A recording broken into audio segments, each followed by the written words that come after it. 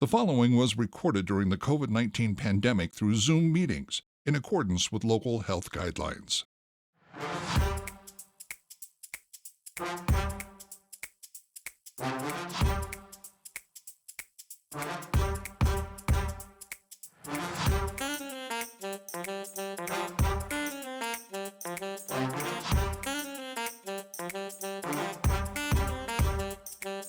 Hi, I'm Mike Maloney, and welcome to another CSRM podcast.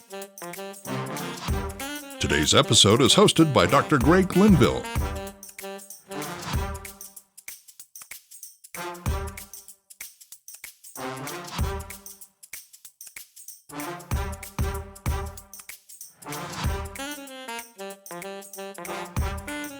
Hi, welcome back to another podcast with CSRM. And today I'm joined by two really great guys. One many of you already know because Dan Stoffer has been on the CSRM staff for a few years now and is moving towards the direction of our executive director come this fall. Dan, welcome. Thanks for having me, Greg. Appreciate it. I'm glad to have you as a co-host today, and especially because we've got a very, very intriguing topic in a couple different areas with Matt Hayden. And Dan, why don't you just introduce Matt Hayden to our folks? Yeah. Well, I've known Matt for a couple years. I've gotten to work closely with him in his journey into sports ministry. Matt's got a pretty elaborate title at his position here at Tri-Village Christian Church. So, Matt, if you don't mind, just kind of share a little bit of your title and what you do at Tri-Village. Yeah. Well, thank you, Dan. Thank you, Greg, for having me on. I'm the discipleship and outreach minister at Tri-Village Christian Church. We're about 20 minutes east of Columbus, Ohio. And I'm just excited because I've been asked to ramp up our sports ministry. So I've been at Tri-Village into my 6th year now of ministry. It's what's strange a little bit on my end is I grew up in this area, moved away. I didn't think I was coming back, but I did so. Like I said, I've been on staff starting my 6th year in November. And discipleship and outreach means for me that I oversee our small groups, our life groups that we have. I preach pretty much whenever our senior minister asks me to preach, which is about once a month. And then also oversee our community service on site and then in the community as well. With that, have been asked in 2019, summer 2019, that as part of our outreach efforts to ramp up the sports ministry. And so that's a little bit of the background that I have. Was asked to ramp it up in 2020. And so we started, of course, our relationship with CSRM. And then, of course, the pandemic struck. So we're very much in the trying to figure out how to build up a sports ministry while learning how to do it, while trying to navigate the virus at this point. And speaking of that, we are, as you can tell, we're not in our studios yet. So you might hear a little different sound quality or whatever, because we're following all the codes. And unfortunately, Matt is quarantined at home because his family has actually had a mild case here, and we wish you well. You're in our prayers, but it is a time that we are all struggling with this. But even as we get through this podcast, you're going to hear about a very exciting ministry that can take on this COVID because it's an outdoor one. Yeah. And there's a whole thing, if you're interested at all about disc golf with a frisbee kind of golf. And I don't even know that I'm describing it well, but Matt will help us with that in a little bit. So if you're interested in that, stay tuned. But as you've also picked up from Matt in his job description and a little bit about what he's doing, we're finding that a lot of people who are on the staffs of churches are being asked to assume a sports or fitness or recreational part of their portfolio to be expanded. And smaller churches are trying to tap into this strategy, but they don't feel like they can quite pay a full time. And so in some ways you get stretched. You got to preach, you got to teach, you got to marry, bury, and you got to develop a disc golf course. And so that's one of the reasons why we've got Matt on with us. But Matt, let's take a few steps back for us. Tell us a little bit, born and raised where you're coming to Christ, and you're called to ministry. Bring us kind of, how did you get from where you were to where you are today? Yeah. So grew up 20 minutes outside of Columbus. It's a city, most people will look at it and don't know how to pronounce it, but it's Pataskala, Ohio. And actually, early on in the ministry, before I decided to go the ministry route, was thinking about playing football at a Division III school in Pennsylvania, Allegheny College, and had verbally committed to play football there, but had a nudge from God, I felt, about a class. I was in a workshop on the book of Revelation, of all books, at a conference for high school students, and very late in the game, I felt the nudge to go into ministry. And so I inquired about Malone University in Canton, Ohio, and they had a football team at the time and ministry programs. And so that got me to Malone. I only lasted about 4 hours of college football, but it's interesting that God got me to where I needed to be. And from that experience really took off, finding opportunities, growing personally, finding ways I fit in the big scheme of things. And really, my passion is to serve and to care for others, especially for those that have had a tougher time. And so, in addition to everything else too, my family's picked up. We're foster parents, and so we've done that for we've had one placement of siblings with us for 14 months. Thankfully, they're not in the house now while we're dealing with COVID, but that's been one other item. But really, since then, just trying to find ways that I can best use my abilities of compassion, of helps, and serving others. And it fits nicely with the sports theme, and that I do have a little bit of a background with sports, at least to college. That's about the point when I don't know. I became more of a weekend athlete than I did a daily athlete at that point. But God's been continually nudging us.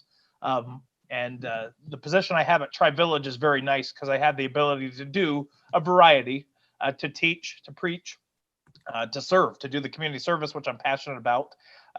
But then it also becomes a challenge of balancing everything. Well, Matt, I appreciate you sharing a little bit of your background, and also just your love for sport and your love for ministry and how God kind of brought those two together.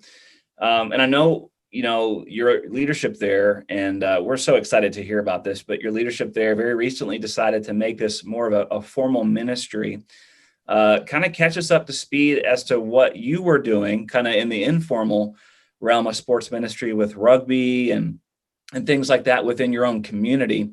And then maybe what the church was doing prior to 2019 and this decision to take it a step further. No, you didn't tell me he played rugby. I mean, we wouldn't have had him on. I mean, those rugby guys.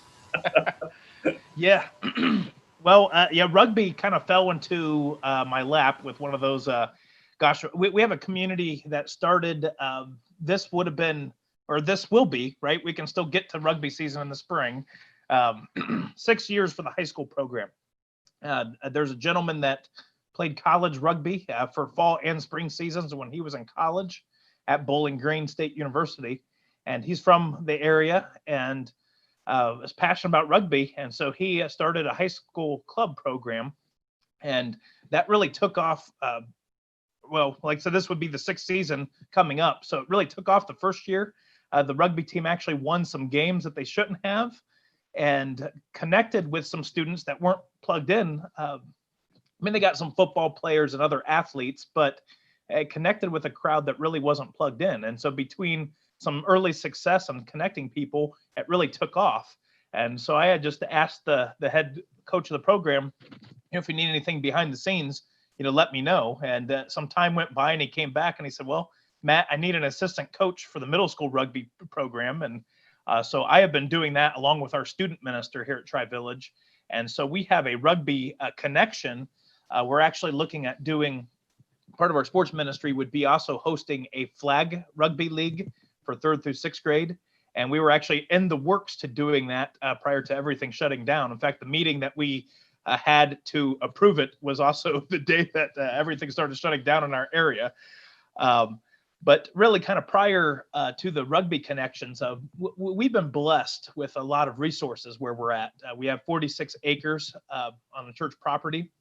And so there'd already been some visioning to how can we use it to really be a place that people would come, just as Jesus says to come to me, all you who are weary and burdened, a place for people to come. We also need to be going to where people are at, but if people do need a place to get to for healing or to connect, we wanted to be that place. And so we've already had some loose items, I guess, sports wise, open gym basketball for men. We've had volleyball leagues in the past for adults, open gym volleyball for adults. But the vision was given years ago also for a trail system that we actually have a hiking trail system on our property. That is, if you leave from the parking lot of the trail system and do the full loop, it's about 3/4 of a mile. So it's not far, but we're looking at developing that. I mean, half of the walk is wooded, half of it is what I would call meadows. So we've been kind of loosely, having some sports opportunities, but then really felt that it could be an opportunity moving forward to ramp up what we're doing in order to be more efficient to really connect people to Jesus and to make disciples who make disciples. And so that became, I guess, a little bit of the background to we've seen some success. How can we get better at making disciples who make disciples? Well, I know that we started with a church in our area a few years ago into the rugby scene.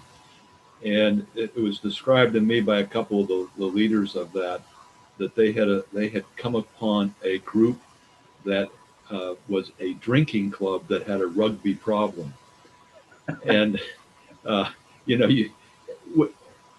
we know that every sport has fringe elements, but this particular team, that was where they were at. And yet I think what we're trying to indicate is that sometimes the sports rec and fitness can reach a particular community that can't be reached any other way.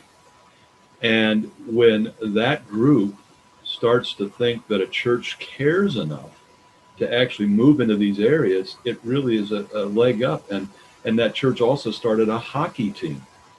And there's a guy today in that church, elder in the church, and fast forward 25, 30 years, he came to church because of the hockey team and now is an elder in that church and probably would never have been connected any other way. And he's leading now all the youth sport soccer league there. So Matt, kudos to you. And I hope that people that are tuning in are starting to understand a little bit. You don't have to do everything. You don't have to do all these things. Just do one little thing, a hiking, walking trail, if you've got that stuff. Dan, your thoughts? Yeah, I think it's fantastic. And even personally, since I live in the same area as Matt, if there's days I want to connect with God or clear my head, I'll go walk those trails. And we'll talk more about the trails and the disc golf course in the next episode. But one of the cool things about their trails is they've got little scripture readings at different stations, a QR code for your smartphone that leads you to a website. And so I'm excited about that for our next episode. And Matt, one of the things I'd love for you to kind of share with us in our remaining time here, because you are one of those people who's doing small groups and outreach and you're preaching, how in the world do you handle including sports now with your whole plate being so full? How do you get to developing a sports ministry when you've got all these other eggs in your basket? Yeah, well, I really kind of will boil it down to, I guess, a preparation category, and then also looking at opportunities of how we can serve.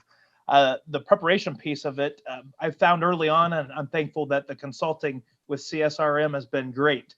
It's been just a nice season. that I've been able to learn a lot about the background of how to form a sports ministry program without having to actually be doing a lot right now. So it's actually been a blessing in that regard. And so just the consulting and going through the certification program has been valuable, because it's really helped a lot of the how to establish a vision to go along with the mission in the sports ministry. And so the consulting, going through the certification program has been great preparation. Establishing a vision for the sports ministry has been great. Our goal is to, make disciples who make disciples. Our mission at Tri-Village is to connect all people to Jesus and to one another.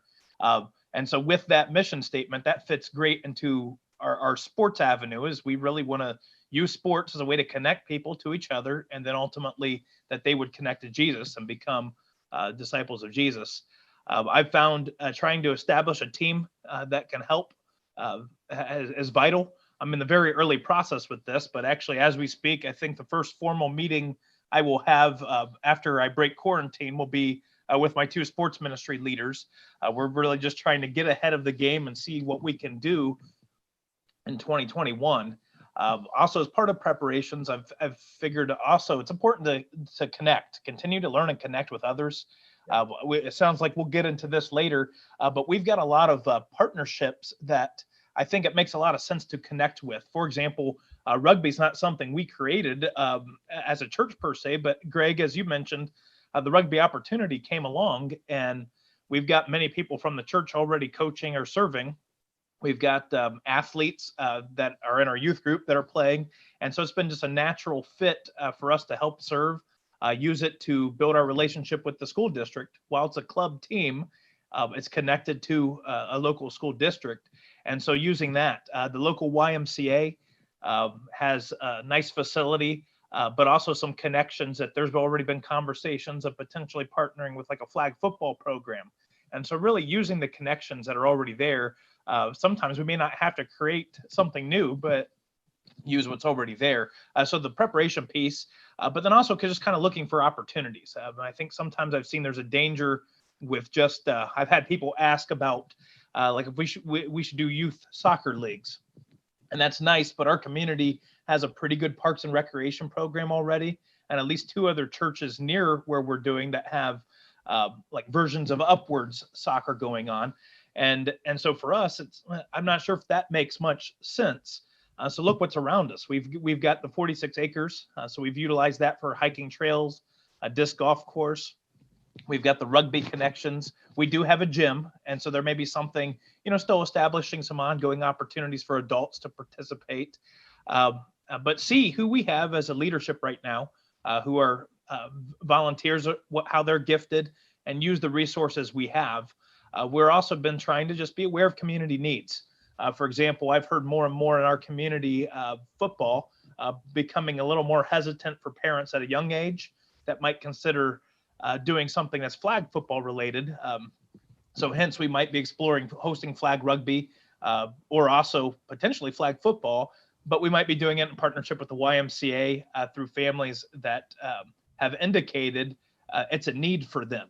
So a need might be finding that, and also a need just for people to keep connected in this time by using our gym. So it's really just kind of the preparation piece and opportunities. And then I try to shoot for about 10 hours a week that I'll focus specifically on sports ministry, which I've already seen is hard at times because there's so much that can be done. So it's really, when you're balancing, it's really trying to plan, make a plan, do as best as you can, try to stick to that plan, but then trust that God's going to have to work and show up. Well, Matt, you're kind of exhibit A of what we're seeing around the country. We've kind of come to the end of our first segment here, but I want to capture one thing and then lead us to where we're going to go in the next segment that we have with you. And if people are not aware of it, these podcasts, we have hundreds of hours archived, and these are in series. And so this is the first with Matt, but there's going to be more. And so if you like what you heard today, or you want to hear more about the disc golf or other things, that's coming up. But one thing that I want to really point out, because we always see this as a way to help churches around the world, when you're talking about sports like rugby and football, in the insurance world, there's three kinds of sports. There's non-contact, that would be golf and tennis and usually volleyball. And then you have contact sports that would be sports like soccer or basketball. And then there's collision sports that would be rugby and football and wrestling, etc. And we would just caution you as a church to make sure that you are in touch with your insurance companies and that your legal liabilities are up to snuff on these various kinds of things. And you don't have to worry. Churches are doing it all over the place. It's all good, but you do need to make sure that you check with your insurance companies about that. So Matt and Dan, thanks for being with us here. And when we come back, we're going to hear a little bit more. We're going to probe into this a little bit more about how you grab hold of a vision, how do you determine that vision, what's the difference between mission and vision, and how you can really develop a local church sports, rec, and fitness outreach that reaches those people who today are far from Jesus and his church with some unique things like disc golf, rugby, and on we go. So Matt and Dan, thanks for being with us. Thanks, Greg. Yep, thank you. The CSRM podcast is a production of the Association of Church Sports and Recreation Ministers and their video production house, Overwhelming Victory Flicks. Dr. Greg Linville is the executive producer, and Andrew Fouts is associate producer and editor. For more information about CSRM, visit csrm.org. For more information about Overwhelming Victory, visit overwhelmingvictory.org. The CSRM podcast is the flagship member of a new podcast network called Overwhelming Victory Radio. For more information on Overwhelming Victory Radio or to listen to our partner podcasts, visit overwhelmingvictory.org/OV Radio. For CSRM Podcasts, I'm Mike Maloney. Have a blessed day.